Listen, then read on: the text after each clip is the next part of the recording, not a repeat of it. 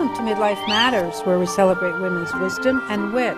I'm Georgian Lussier, your host, and I am delighted to introduce today's guest, Ginny Ryan, who is a chemical engineer working here in Wallingford at allnex. Welcome, Ginny. Hi, Georgian. How are you? Great. Thank you so much for coming. I'm delighted to have an opportunity to help you share your world with our viewers. Thank you. And you serve as the Safety, Health, and Environmental Engineer, correct? Yes, I'm the Safety, Health, and Environmental Manager over at allnex, right here in Wallingford. We have a staff of dedicated professionals that do both safety and environmental. There's a lot going on. We want to keep on top of it. What are some of your key responsibilities? Managing compliance is first and foremost, and what that means is making sure that the laws of the state, of the federal government, are met in the environmental health and safety area. So that's first and foremost. We also go above and beyond programs like ISO 14001. One of the things that we've been recently active in is the Community Action Board right here in Wallingford, where we've invited people of the community to participate at our facility so that we can have an exchange of information. How do you stay up to date in terms of your profession? We'll talk more about how you got involved with it. You've got these different functional areas that you're responsible for, and things are always changing, right? Mm-hmm. What information are you constantly monitoring, processing? You talked about the regulations. Well, you have to keep on top of the regulations. They're constantly changing, and there's always something new that's going on. So one of the ways that we do it is we're actively involved in CBIA, which is the Connecticut Business and Industry Association. allnex is a member of their E2 Council, where we can get updates on what is happening directly with the state and how how these new regulations might impact manufacturing in the state. CBIA also offers a lot of different training opportunities for industry in Connecticut. They have an annual safety conference, they have an annual environmental conference in addition to monthly meetings. I had the opportunity to chat with you at allnex, and I have this brochure that says safety is the catalyst of success. And it lists many things that people need to be aware of. Mm-hmm. For example, you're inviting in community members or whatever, and just the environment that you're walking into. But for many people, this would be a very foreign world. It's very interesting especially if you don't have any experience in going into a manufacturing location. It's above and beyond if you're going into a chemical manufacturing location. It's very unique. There aren't that many in the state of Connecticut. So, and our company's been around for 75 years. So what we tell people is, we do go through this brochure to make sure that they stay safe. Any visitors we escort and make sure they stay with us. We're constantly striving to continuously improve both safety and the environment here at allnex. So that's something that, we take quite seriously. When people visit the plant, do they need to wear a hard hat and not have open-toe shoes and not have their cell phones, or is that more if you're going into the inner workings? You can walk into the plant from parking into your work location, and then you can put on your what we call PPE. So hard hat, glasses. We require steel-toe shoes, but visitors can just, wear sturdy closed-toe shoes like you were referring to. There's rules, no cell phone use, for example, on the property. We deal with flammable materials, so that's one of our rules. Cell phones aren't intrinsically safe, so that's one of our rules. Yes, we do go through that with all our visitors and make sure that we keep everybody safe. And now you have a 30-year career in this field. Correct. Okay. I understand some of the places you've worked at started with Electric Boat, you worked at Allied Signal, United Royal Chemical, I think. Maybe it was Uniroyal Chemical. Uniroyal. Okay. Right. Back in the day, the Naugatuck rubber plant was one of their locations with a big stack on the Naugatuck River. So that was one of them. Yeah, Electric Boat, where they make the submarine. So my field can be applicable in many different types of industries, including the chemical manufacturers. Are resin coatings your main product area? Yes, we're So my understanding is resins are like coatings, right? right. So the inside of cans, for example, is one. If you had soup, say, in a can, and it would eat through the metal if there wasn't a coating on it. So that's one of the products that we'll sell to a can coating manufacturer. We don't put it on the cans ourselves, but we Right. would sell our resin to someone like that, and then they would put it on the can coat. And that's how we're getting into more environmentally friendly. I would think when you're getting into food. Right, and Yeah. where some of these things have been in place regulatory-wise in Europe, for example, trying to get BPA out, things like can coatings. United States, it's not necessarily a requirement, but the consumer market is increasing. So that, therefore, we've invested a lot in resources and people to bring in new products that address that need here. And also, it's in stains, right? Like that you might, Exactly. Your We'll do deck deck stain? stains, Yeah. and so there's so much chemistry in everything around us, and that we kind of take for granted and don't really think too much about. The bounce dryer sheets wouldn't work if Okay. we didn't have some of our chemicals in there. There's a lot of technology, helping concrete dry. Chemistry is involved with so much of what we live with. right. Manufacturer of resins. We've actually just purchased Newplex, which is a new organization for us, essentially doubling the size of the company. So there's a lot of interest and growth in allnex, and we're very pleased that the Wallingford facility is really going strong, and we have new products, new environmentally friendly products. We're pleased with the direction it's going. Yeah, it seems like a very growing enterprise. Right. You talk about continually improving today for a greener tomorrow. So as you look back at your 30 years, and I know you've worked in different environments, what would you say are some of the biggest shifts as far as where the emphasis is in this type of an area? I think it's the shift that it's not all in somebody like my hands. It's not like, oh, it's the safety person's job. It's not the environmental person's job. It's really making sure that it's everyone's job. We provide the tools, the PPE, but the procedures and the training and everything that goes along with it. But it's everybody's job to make sure that we all operate safely. And allnex is celebrating 75 years, as you mentioned. So my understanding is it's now owned by a Belgian company, right? Or it is a Belgian Well, company. it was a Belgian company, and we've moved our headquarters now to Frankfurt, Germany. So for people who are not from Wallingford or didn't get a chance to participate, could you talk a little bit about what your 75th means? Our date is actually the day after D-Day, December 8th, 1941. A little bit too cold to have a big, community party that Right. day. So we had it early in October, and it was great. We had a large tent. We had food for the kids. We had some mask painting. We had some chemistry experiments where they could make silly putty type material. And then we had displays of the different things that we made on site. And the community got a plant tour. I believe you were a sponsor for Celebrate Wallingford Days. Oh, yes, Oh, that so was that's another one, huge. yeah. And speaking of developments and new things, you're in a non-traditional field for women. And what skills, knowledge, education, whatever, what's that mix that people need to be successful, women and men, in this field? I think a solid engineering background is always very helpful. I mean, obviously, that's what I have, so it's worked well for me, especially when you get into the intricacies of air emissions, and that's where the chemical engineering comes in play the most, and being able to understand issues of the moment. Production people are talking about what's going on that day. You also mentioned, of course, being very organized and detailed, right? I mean, that's part of that whole scientific process. Right.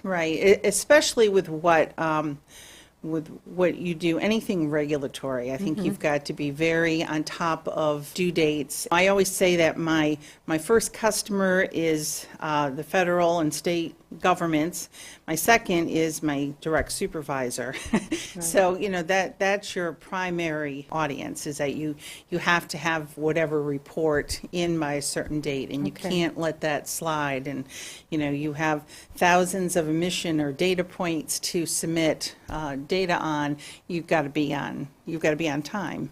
Okay. You had mentioned when we talked that when you first got into the field, things were just being introduced in some ways, like waste treatment, and, right? Regulations. I mean, I imagine the regs books are like, well, now they're electronic, I'm sure. But Right. not getting smaller, right? Right.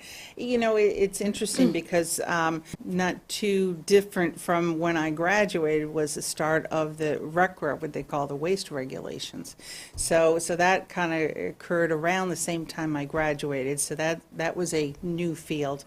But when I went to school, I was in chemical engineering, as you stated, but I was interested in environmental health and safety. So I had to take a course here and a course there because there wasn't any major in environmental engineering at the time. So kind of made one up from different courses. So you're a pioneer. Yeah. That's All cool. right, we'll All say, right, yeah. I'll take that. Who inspired you to consider a career in what is now called STEM? I'm sure it wasn't called that Oh, then, no. right? No, there were no such acronyms back Right. then. It was my dad. It was interesting because I was a music fanatic. I was in the band room 5 days a week, 3 classes a day, pretty much, in high school. And I was going to be a music teacher. That's what I was going to do. And then I was in all these other honor you know, science and math courses. And my father said to me, he said, well, you know, you're so interested in good and knows, why don't you go into engineering? And I'm like, okay. And it was like on a The door dime. I was opened, just right? like, I never thought about it before. It's like, okay. So I did that. It was interesting at the time. I went to my guidance counselor at school, and my parents had never gone to college, and it was, so they didn't know how to advise me at all. And so I went to the guidance counselor at school, and I said, this is what I'm kind of interested in, you know, what should I do? Yeah, there's a book on the shelf over there. Why don't you open it up, find your major, and apply to those schools? That was it. You know, that, and here I am. And you went to UConn, I believe, right? I did go to UConn. I Okay. ended up going to UConn. I did some graduate work at Yale, and then kids came along and I didn't finish it, but it's not that unusual, I'm sure. But yes, I got my BS from UConn. And you had some interest in biomedicine initially? Well, yes, it was going to be biomedical engineering. And the 3 schools that I applied to were University of Bridgeport, BU, and Brown. Those were the 3 the book said I should apply to. Okay. That book off that shelf. And I didn't know anything. I didn't know Brown. I didn't know I didn't know any of them. I didn't. But I had heard of UConn, and it's like, well, I'll throw UConn in. I ended up going to UConn. You know, probably a little bit scared that the other ones were kind of further away, and And less known. At least you had heard of UConn. yes, I had right? heard of UConn. So Well, I think that's a big step for anyone when you're doing something that's outside of what your parents have experienced. You know, people say, oh, the first person to graduate from college. Whatever the first is, there's a lot of natural trepidation or discomfort or just unknowingness. And if you're smart enough to know what you don't know, can be a cause for pause. right. Yeah. So it's far enough away, but close enough to home. What did your dad do that he was able to point you to engineering and get you on this path in your life? He was a lithographer, which Okay. you know is a industry that doesn't really exist too much anymore. It was press setting and designing. He actually designed placemats and would print them. You know, a lot of that's all computerized now and not highly technical. You know, Well, but it in a requires some Oh, precision. you know, I imagine, absolutely. particularly probably where the technology was or wasn't at Right. that point in terms of having, I know one of my neighbors, for example, was a design person making silverware patterns. Well, that's probably very different today than when he actually crafted the Right. pattern. Right. Tool and die setting. Father was very interested in, and did a great job in woodworking, Okay. you know, making furniture. So, you know, all that math that goes into that, hidden math that goes into that, you know, he was Yeah. very good at. He was very Okay. good at. Well, kudos to Dad. I know. That's a wonderful story.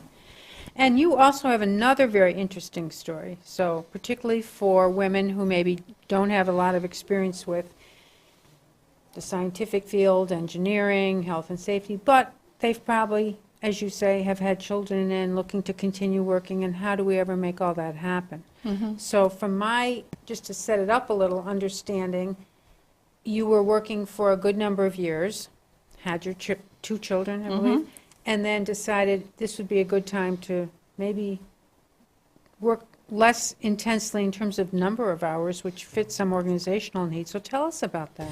Well, it was interesting. My children were in high school age, and there was an opportunity that came along, and I was interested in the position.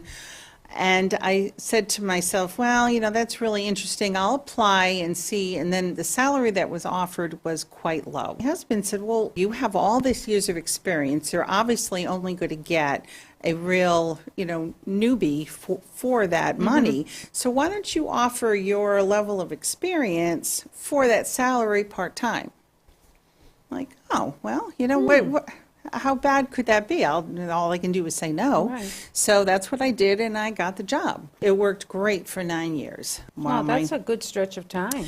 It was great, and I worked, I think it was like 27, 28 hours a week, whatever it was. During that time, I ran over 30 plants, and, you know, there was a lot of work and a lot of responsibility. Still, it was part-time, so it afforded me the time to take my daughter to dance lessons and to take my son to different places. So it was perfect, and to be home when they got home from whatever they were going to. So Those 30 plants that you're responsible for, was there some global aspect to what you were doing? no, as well? that one was local, Okay. so All right. it was nice, so I could travel from plant to plant for that particular job. You know, I think the furthest, some into New York, but by and Wow, large, local. wonderful. So it was nice. Wonderful. And then you said, Well, then I said, well, my youngest, my daughter, was going off to college, and so could use more money to pay the bills, and, you know, help with that tuition. I'm going to try to go back to work full-time. I did it for years, and I'm fully qualified. In my mind, I'm fully qualified.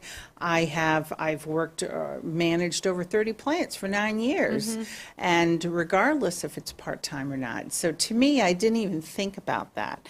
And then also at the same time, I was, you know, around 50. I was having trouble getting a job, and I had never experienced trouble that getting a before. job. I have what I consider an excellent resume. It's well-rounded, it's technical, it's sound, and I've had good experience. I didn't understand why I was having so much trouble, and so then I started talking to people, and it's like, well, you're little, you know, you're 50 years old, and the part-time is hurting you. I thank allnex for really taking that chance and, you know, risking, I guess, that a part-timer is going to be able to, you know, handle a full-time job. And it's been over 2 years, and I think it's going quite well. So I'm happy. I think they're happy. I give them credit because I think that was a real stumbling block to getting a new job. which is fascinating, because when you think of the project management involved with managing kids, young adults, you know, all that's entailed there, managing all your work within a set amount of time, you're not staying late at night and, you know, drinking your 8th cup of coffee. Right. I mean, there's so, as a human resources person, I would say there are so many great traits that are exhibited when someone's able to do that, to me, directly relate to project management and meeting deadlines, and Right, you're exactly right. apparently, I'm not them. Well, you're exactly right. That's the argument I would make is that, one, I did, A through Z of my job while I was there. And, I was available if needed, off hours as well, if necessary. Right. But also all the juggling of all the motherhood Yeah. items that go with all that. You don't go home and just, ooh, I'm done. I put your feet I up. got my next job, Yeah, to go to. absolutely. And I think also many people have weighed in saying women carry the responsibilities around with them in their head all the time. I mean, there's that, you Oh, have yes. to kind of the dual thing going on there that, not to say men don't think about their families, but very often it's the woman or the mom who is anticipating and tracking and checking and, even when she's not there. Right, there's Right. there's a lot of moving cogs. Yes. I am so pleased that you pursued it, that you didn't get discouraged, and that you just found a place that could appreciate all that you offer. Yeah, and I'm just so happy. I've worked at places that, I'm happy to say that I'm, a good group of people here, and it's a great place. Now, I always ask my guests, if you were to give advice to your younger self, whatever age, I often say 25 or 40, but it's different stages. What might you say to that younger Ginny? It's interesting because there's so many times where you're just kind of blowing through everything. You're just kind of, everything's just rolling and you're just moving through life. And I think what I would, try to say to my younger self is to slow down and try to enjoy it a little bit and not just, oh, tomorrow I got to do this and the next day I got to do this. And, you're always thinking ahead but try to enjoy the moment more. Kids grow up and they change and, try to, your job is a moment in time. You want to do it well, but you also have, your life outside of your work, and you want to enjoy that as well. And I have to ask, I know you were very, as you talked about, very involved in music. And so you were what, violin and fiddle? Oh, yeah, I played the violin and the clarinet and the saxophone. I was very into the whole instrument, and I wanted to be a music teacher. So I tried to get my kids involved in that, and we tried very hard. We tried very hard. They'll watch this later and they'll laugh. But from kindergarten, kinder music, we tried to, but it didn't take, but that's okay. That's okay. It came out in other ways. My daughter's a very active Irish dancer, and my son has an appreciation for music in other ways, just not playing it. Who knows what little seeds you sow. But I think music is, kind of lends itself to that right-left brain, works well with math, and that's what they say at least. Yes, I was going to say that is something I've heard many times, not that I've delved into the research, but that people who are good at music or inclined that way and develop, and particularly music before like the age of 12 or something, it just can I've make a heard- lot of, I guess, links that you can branch off of in other areas like IT, like anything technical. Right. And it's not unusual to find people who are very technical also are musicians. Right. So And so you gave that gift to your children. we certainly tried, and I think they have. I think they have some of that. And do you have a favorite quote? Well, I do have to say, it's not an uncommon one, but I believe things happen for a reason. There's a lot of instances in my life that I can point to that are directly attributable to that. And your story certainly supports that. Doors opened. And you walked through them. Yes. Yes. This has been delightful to learn about you, and I want to thank you so much for coming. Oh, this has been great. Great. And tune in to hear other fascinating guests and future segments of Midlife Matters. Georgian Lussier, your host. Thanks again for watching.